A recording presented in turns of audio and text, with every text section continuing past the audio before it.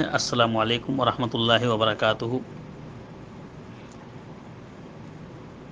خبردار، لوگوں میں سب سے اچھا وہ ہے جسے غصہ دیر میں آئے اور پہلے ٹھنڈا ہو جائے، اور اسی طرح سے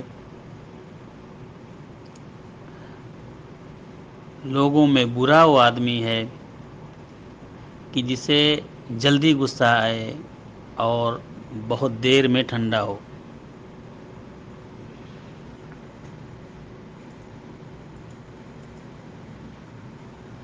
اصل میں یہ حدیث امام ترمذی رحمہ اللہ نے اپنی سنن کے اندر نقل کیا ہے۔ یہ بہت ہی لمبی چوڑی حدیث ہے،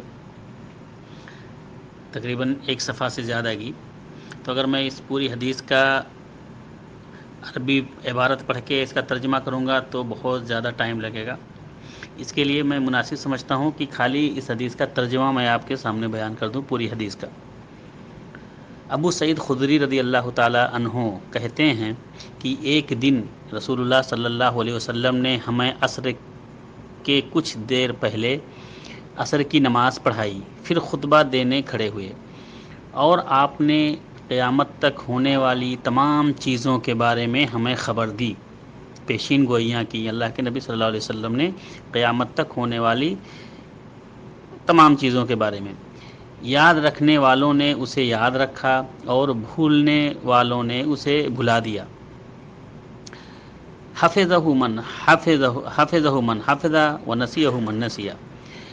آپ نے جو باتیں بیان فرمائیں ان میں سے ایک بات یہ بھی تھی کہ دنیا میٹھی ہے اور سرسبز ہے، اللہ تعالیٰ تمہیں اس میں خلیفہ بنائے گا، پھر دیکھے گا کہ تم کیسا عمل کرتے ہو۔ خبردار، دنیا سے اور عورتوں سے بچ کے رہو۔ یعنی یہ دنیا بھی فریب میں مبتلا کرنے والی ہے، اور اسی طرح سے دوسری عورتیں جو بازارو عورتیں ہوتی ہیں یا جو غلط قسم کی عورتیں ہوتی ہیں، یہ بھی تمہیں غلط راہ دکھائیں گی اور تمہیں مبتلا کر دیں گی۔ آپ نے یہ بھی فرمایا، خبردار، حق جان لینے کے بعد کسی آدمی کو لوگوں کا خوف اسے بیان کرنے سے نہ روکے۔ یعنی جو شخص حق جان جائے تو اس کو چاہیے کہ وہ حق بات بیان کر دے۔ ابو سعید خدری رضی اللہ تعالیٰ عنہ روتے ہوئے کہا، اللہ کی قسم، ہم نے بہت ساری چیزیں دیکھی ہیں اور بیان کرنے سے ڈر گئے۔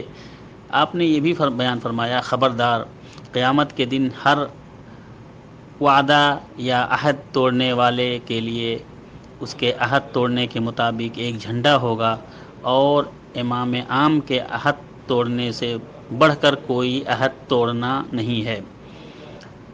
اس عہد کے توڑنے والے کا جھنڈا اس کے سرین کے پاس نصب کیا جائے گا۔ اس دن کی جو باتیں ہمیں یاد رہیں ان میں سے ایک بات یہ بھی تھی، جان لو انسان مختلف درجہ کے پیدا کیے گئے ہیں۔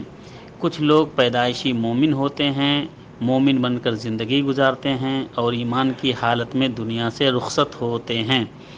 کچھ لوگ کافر پیدا ہوتے ہیں، کافر بن کر زندگی گزارتے ہیں اور کفر کی حالت ہی میں مرتے ہیں۔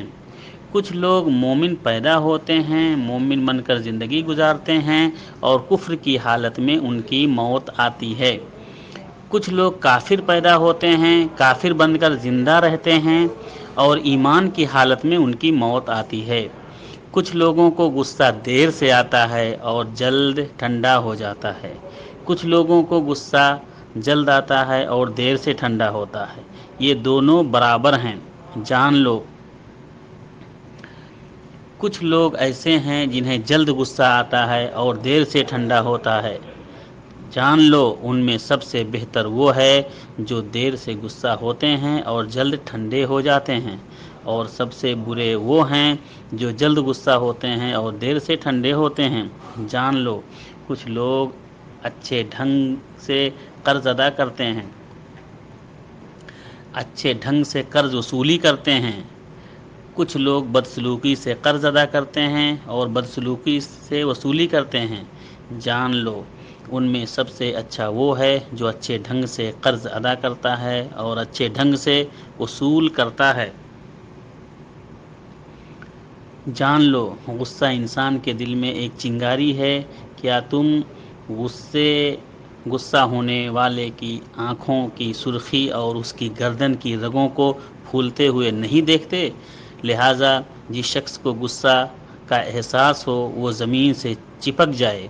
ابو سعید خدری رضی اللہ تعالیٰ عنہ کہتے ہیں، ہم لوگ سورج کی طرف مڑ کر دیکھنے لگے کہ کیا ابھی ڈوبنے میں کچھ باقی ہے؟ رسول اللہ صلی اللہ علیہ وسلم نے فرمایا، جان لو دنیا کے گزرے ہوئے حصے کی بنسبت اب جو حصہ باقی ہے وہ اتنا ہی ہے جتنا